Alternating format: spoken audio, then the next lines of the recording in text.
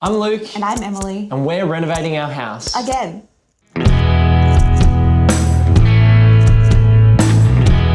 We bought this 1920s triple gable Queenslander back in September 2020. The walls were covered in nicotine, there were holes in the floors, and we even found termites.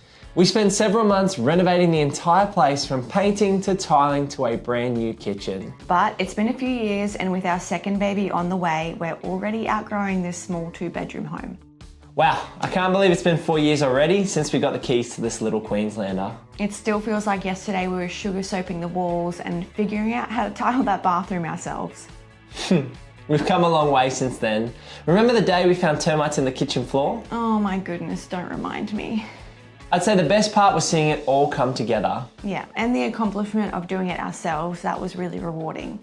That's what makes renovating this house again so bittersweet. We had our first Christmases here, we saw first steps happen here, but we're excited and we need this space. So we're going to be adding 3 bedrooms, 2 bathrooms, 2 decks, a flyover roof, swimming pool, carport and a shed, just to name a few things. But of course we're keeping all of that Queenslander charm that we love, and we can't wait to see the finished product considering we're lifting this house into the air. The really exciting thing is we're making this project our own. We've done the plans and designs and it's made to suit our family. And maybe we'll do a little less DIY this time around. So we're going to be taking the learnings from all our previous renovation projects and taking a more hands-off role this time around by being owner builders. Well, we've got all our plans and approvals ready to go, and we've already made a start to prepare for what's to come. As you can probably hear in the background, Joel and his team from Five Tree Services are getting stuck in today. So they're clearing all the trees out the front of our house. We're on over 400 square meters here on the south side of Brisbane, and we are looking to turn this into our dream home. What are we doing today? Just clearing out the house. We've cleared out most of the stuff upstairs, but all that's left upstairs is things that need a screwdriver or a drill, which we didn't bring. So we'll have to bring the drill back another time and take all the stuff down that's upstairs. And then we're just trying to clear out the rest of the debris down here so that the raise company can come in and lift the place without all this rubbish and mess. So we're going through and finding stuff like furniture wipes that you use once and then sits under your house for 2 to 3 years. So yeah, we'll see what we can find. Lesson learned, expect the unexpected. We hit a roadblock right off the bat.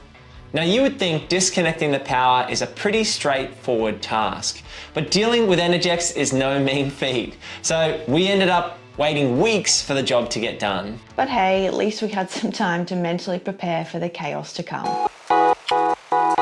We're finally seeing our house defy gravity. It was pretty exciting actually. Our little Queenslander's really starting to grow up. Each day slowly getting a little taller, and it felt like in no time we had a brand new concrete slab for our lower level.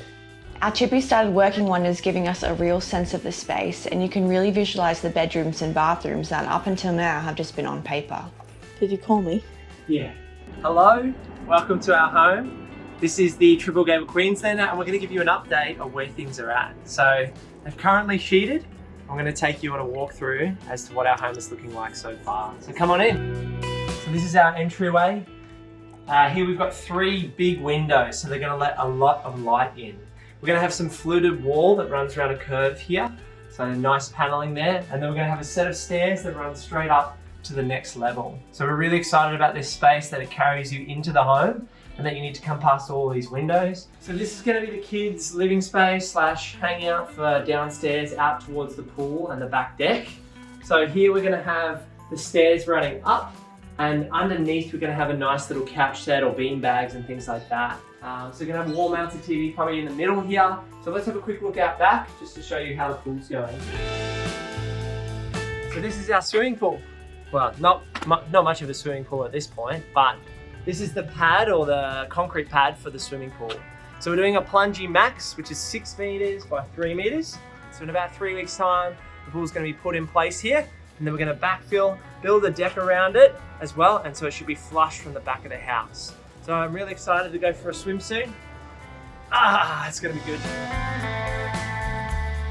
So it looks a little bit different out here. We're going to be having a nice grassed area, soccer pitch down here, kicking balls probably off the pool or the back wall.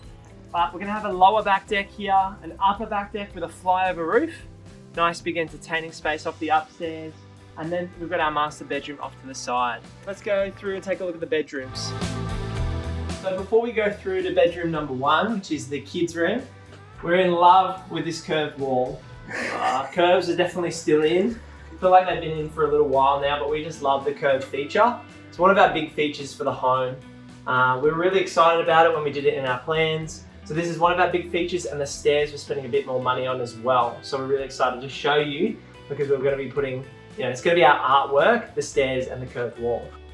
So this is the entryway here. So you come into the room, it's a small kids room, or could be a study.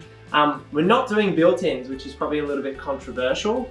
The reason is we want the ability to move the robes wherever we want down the track and give the kids and ourselves choices of how we use the rooms. Let's go through and have a look at the kids' bathroom, on a shared bathroom. So in this space, we're going to be having a sliding door. So the door will be a pocket slider that'll come from this side all the way towards the toilet.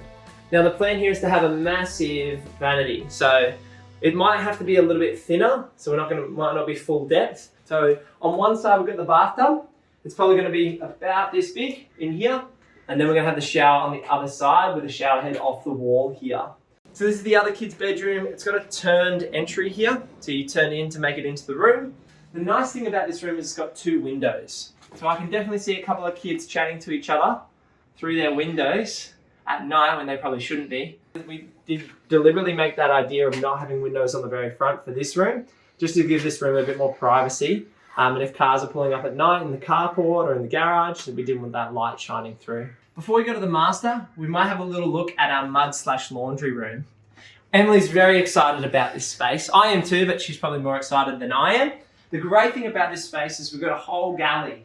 So at the end of the galley, we've got a washer and dryer probably stacked on top of each other. We've got a nice little laundry sink. We're probably not going to go a big one, just a basic slimline laundry sink.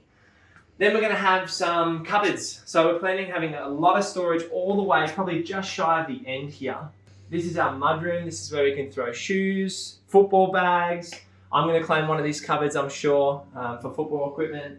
And the idea is that you'll be able to come in through the side of the house, not necessarily the front door, and use this mudroom. Or if you do come through the front door with school bags, or you're dropping stuff off, you can throw it into your mudroom space and then make your way off to the bedrooms and the bathrooms. Now let's take a look at the feature room. Again, this is our master and ensuite. So you come into a really large entryway. It's probably a little bit bigger than we'd planned. It's quite deep. We would have, in hindsight, pinched more space here from the walkway into the bathroom, but you don't always get your plans perfect. All right, folks, time for a dose of reality. Things have not been all sunshine and rainbows. Yeah, we're in trouble.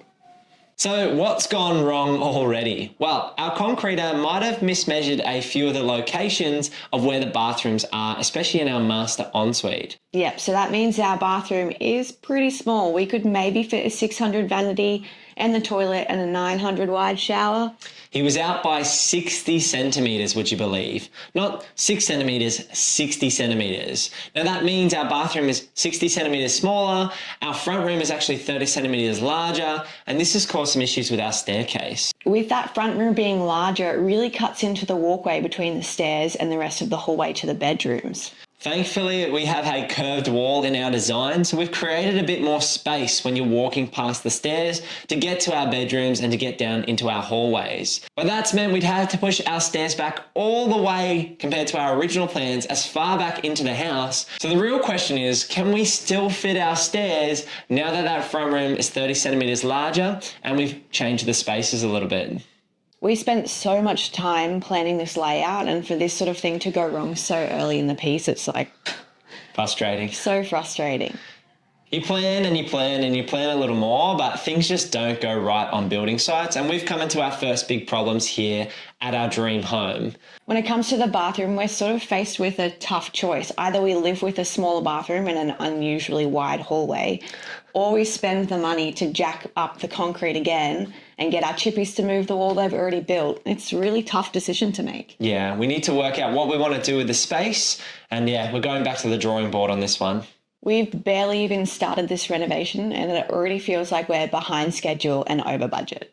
Hopefully all the hard work's going to be worth it, so you better subscribe and watch these videos to see what happens.